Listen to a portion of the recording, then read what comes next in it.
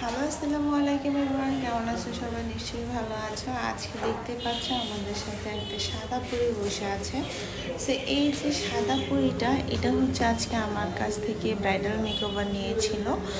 So আমি হচ্ছে ওর bridal makeover ডান করেছিলাম। দেখেছো মানুষের রুচি কতটা পরিবর্তন হয়। একটা সময় ছিল আমরা হচ্ছে ব্রাইডাল মানেই মনে করতাম যে একটা লাল টুকটুকে বউ সাজতে হবে, মানে লাল অথবা মেরুনের একটা কম্বিনেশন থাকতে হবে। বাট এখন ডে বাই ডে মানুষের চিন্তা ভাবনা, মানুষের রুচি সব কিছুই চেঞ্জ হচ্ছে। ওভারঅল আমি যাই বলবো, ওকে কিন্তু হোয়াইট কালার একটা লুকে আমার কাছে খুবই ভালো লাগছে। আমি জানি না তোমাদের কাছে কেমন লাগছে।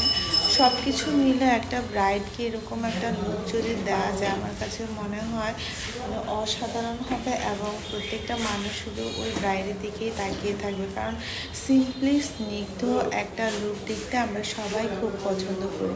সো এই বউটা হচ্ছে তার বিয়ের দিনে ব্রাইডাল মেকওভার নিতে চলে এসেছিলো আমাদের রূপলাগি বিউটি পার্লারে। তোমরা তো সবাই জানো আমাদের অ্যাড্রেসটা হচ্ছে কুমিল্লা কান্দির পার্ক, খন্দকার হক টাওয়ারের পর সাইবার ট্রেড সেন্টারের পাশে উষা মার্কেট গলির মোমিন ভিলা 2য় তলা। ওকে, যাই হোক, প্রথমেই বলবো যে আমাদের যে ব্রাইডটা ছিল সে একেবারেই ফর্সা ছিল না।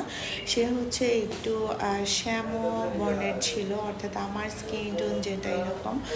সো এই তার যে হেয়ার, তার যে স্কিন টোন, ওটার মধ্যেই হচ্ছে আমরা তার মেকওভারটা এমনভাবে করেছি যাতে দেখতে খুব বেশি ব্রাইট না হয়ে যায়। এটার ব্যাপারে আমি অনেক সচেতন ছিলাম এবং অনেক চিন্তা ভাবনা করেও স্কিন টোনটা ম্যাচ করেছি। এখানে অবশ্যই হাতে মেহেন্দি পরে থাকার কারণে হাতের রঙটা একটু ডার্ক মনে হচ্ছে, বাট ওর স্কিন টোনের সাথে হচ্ছে আমরা একদম ফুললি ম্যাচ করে মেকওভারটা করেছি। সো অনেক আপুরাই আছে যারা হচ্ছে স্কিন টোন চেঞ্জ করতে চায় না, নিজের স্কিন টোনটা ঠিক রেখে একটা ব্রাইডাল লুক নিতে চায়। তাদের জন্য আমাদের Comilla রূপলাগি beauty parlour best choice হতে পারে, এটা আমি তোমাদেরকে বলে দিতে পারি। আর এই পর্যায়ে এসে আমি হচ্ছে ওর ফুল মেকওভার ডান করার পরে এখন শুধু দোপাট্টা সেটিংটা করব, আর ওই সময় হচ্ছে তোমাদের সাথে ভিডিও স্ন্যাপটা নেওয়া। আর আমার না একটা খুঁতখুঁতে বিষয় সব সময় কাজ করে প্রত্যেকটা ব্রাইডের ক্ষেত্রে, যতক্ষণ না পর্যন্ত আমার মনোভূত হয় ততক্ষণ পর্যন্ত আমি আর ওই ব্রাইডকে ছাড়ছি না। এই দোপাট্টা পরানো স্টাইলটা দেখলে তোমরা বুঝতে পারবা সামান্য একটা দোপাট্টা পরাতে আমি কত হেজিটেশন করছিলাম, কতভাবে দেখছিলাম যে আসলে কিভাবে ওকে বেস্ট লুকটা লাগে। একটা ব্রাইডের প্রত্যেকটা জিনিস কিন্তু সেন্সিটিভ। অনেকেই মনে করে যে একটা ব্রাইডে শুধু ফেস মেকআপ করলো, ব্রাইড মেকআপ হয়ে গেল। আসলে কিন্তু বিষয়টা এটা না। প্রত্যেকটা সেটিং যদি পারফেক্টলি না হয়, প্রপারলি না হয়, তাহলে কিন্তু ব্রাইডকে দেখতে একেবারেই মনোভূত হয় না। আবার অনেকেই আছে যারা হচ্ছে ব্রাইড এবং মডেল দুটার মধ্যে হচ্ছে গুলিয়ে ফেলে। আসলে এটা ছিল আমাদের রিয়েল ব্রাইড, দ্যাটস ওয়াই আমরা এখানে কোনো ধরনের কোনো কিছুতে আনপ্রফেশনাল কিছু রাখতে চাইনি। যেরকমটা চলে আমরা সেরকমই দিয়েছি। বাট মডেলের ক্ষেত্রে হলে বিষয়টা ভিন্ন ছিল। মডেলের ক্ষেত্রে আমরা হচ্ছে এক্সপেরিমেন্ট করব যে কোন মডেলকে কীভাবে ডিফারেন্ট একটা লুক দেওয়া যায়।